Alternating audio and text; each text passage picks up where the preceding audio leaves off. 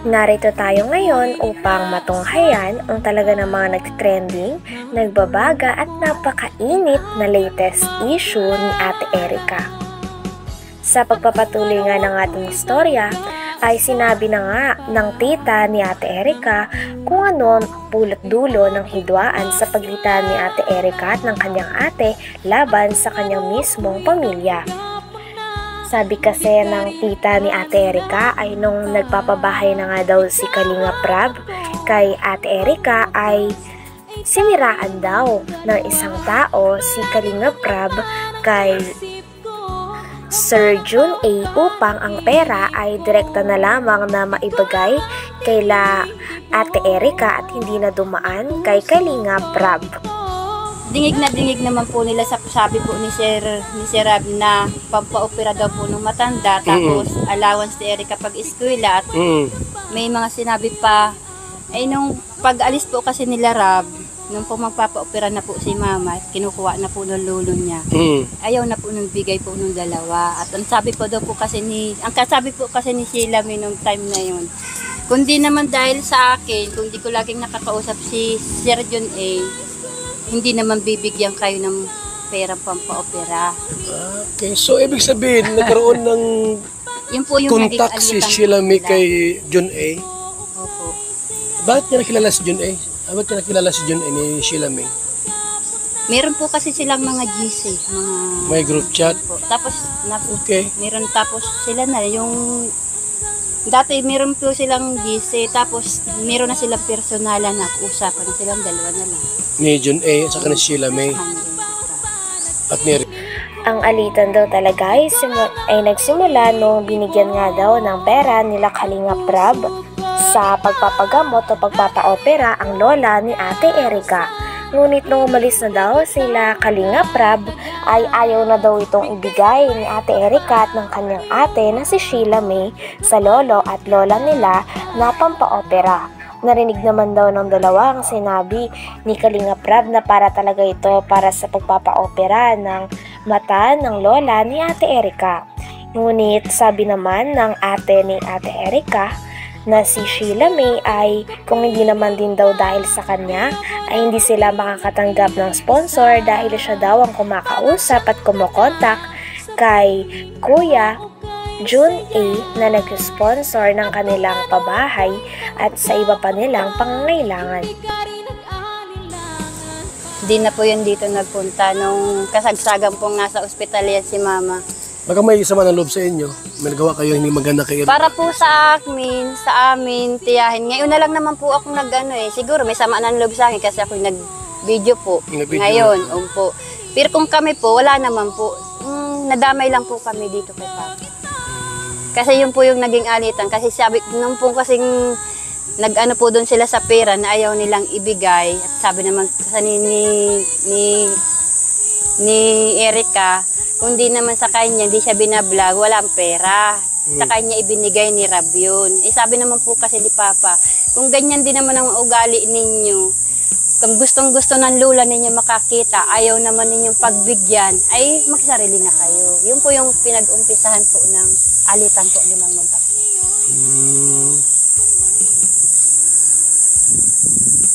So, nung malabas na ang nakialam si Sheila May, Sheila May po. Dahil may kontak kay John A. Sabi pa nga ng tita ni Ate Erica ay sa katunayan nga ay meron palang gusto si Sir Jun A o ang nag-sponsor ng pabahay at iba pa nilang mga pangailangan kay Ate Erica.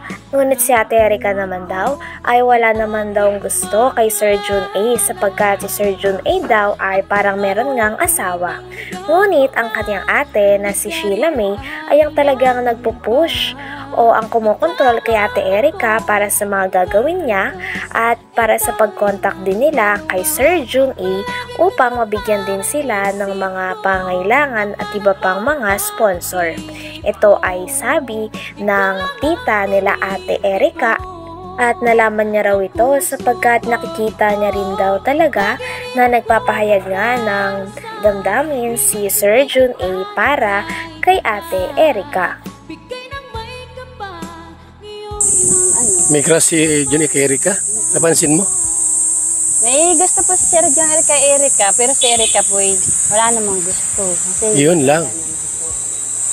Paano mo nalaman sila na may lang talaga po yung parang inaano po yung kapatid. sinusulot-sulot? Opo. Ayun.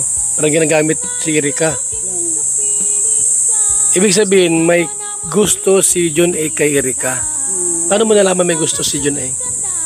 No, nakikita. Binata ba yun? Ang alam ko po may asawa yan eh. Ikaw John A ka ha? Salbahay ka ha? Asawa ka pala tapos may gusto kay Erika. Ngayon, ayaw ni Erika. Ayaw naman po ni Erica, parang nadala lang po dito sa kapatid. Kay Sheila May. May pagkatusos si Sheila May, no? May pagkaano rin. Kaya nga po yun yung inaano ko talaga, inilalabas ko. Wala sa aming pamilya.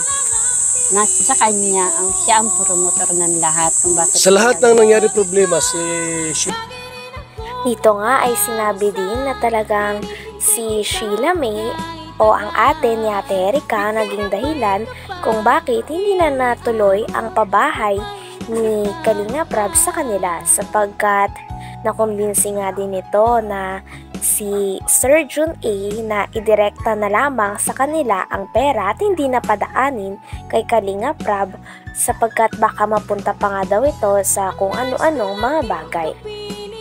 At sinasabi nga din ng lolo nila Ate Erica na hindi daw nila natatanggap ang pera na sinasabi ng mga vlogger na pinapadala sa kanila Kasi kada month. ang nangyari po kasi, kung anong sinasabi sa lolo niya, yun din sinasabi kay Johnny. Kaya nagdesisyon siya na wag nang ibigay kay Rab yung budget ng bahay. Kasi nga, nag-iisip din siguro na kung saan mapunta. Kaya idinirekta na lang dito kay Sheila May. Siya ang naghahawak ng pera, siya ang nagmamanage.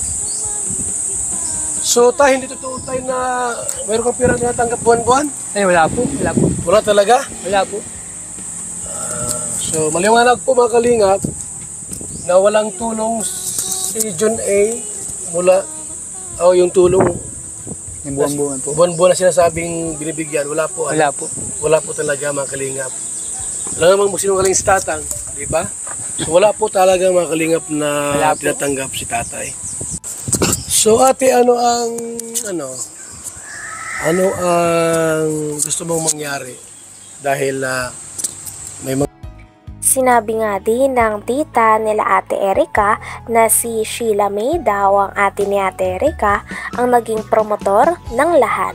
Siya din daw ang dahilan at ang kumakausap kay Sir Jun A kung bakit na bawi kay Kalinga Prab ang pera na dapat sanang pagpapabahay nila Ate Erica sapagkat dinirekta na nga ito ni Sir Jun A kay Sheila May na ate ni Ate Erica nang sa ganon ay hindi na daw ito mapunta kung saan-saan at direkta na lamang na mapunta sa dalawa. Nilinaw nga din ng tita ni Ate Erica na meron talagang gusto si Sir Jun A kay Ate Erica. Marahil ito rin ang dahilan kung bakit napakaraming sponsor ang natanggap ni Ate Erica galing kay Sir Jun A. paano mo nalaman Sila na may lang talaga po yung parang inaano po yung kapatid. sinusulot-sulot? Opo. Ayun.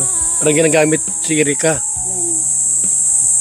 Ibig sabihin, may gusto si John A kay Erika. Paano mo nalaman may gusto si John A? Nakikita. Binata ba yun? Ang alam ko po may asawa yan eh. Ikaw John A ka ha? Salbahay ka ha? Asawa ka pala tapos may gusto kay Erika. Ngayon, ayaw ni Erika. Ayaw naman po ni Erica, parang nadala lang po dito sa kapatid. Kay Sheila May. May pagkatusos si Sheila May, no? May pagkaano rin. Kaya nga po yun yung inaano ko talaga, inilalabas ko. Wala sa aming pamilya. Nasa kanya, siya ang promotor ng lahat. Kung bakit Sa lahat ng nangyari problema, si Sheila May ang may problema. Ang gumawa ng Opo. ipagbawi ng pera mula kay Kalinga Prab, siya ang nagkontak. Opo. Sila po ang magkakausap. Hanggang doon kay lolo mo. Sila din po. Kaproblema dahil kay Sheila. Hanggang dito na lamang muna ang talaga namang nagtitrending, nagbabaga at napakainit na issue ni Ate Erica.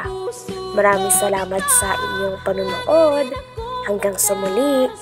Bye!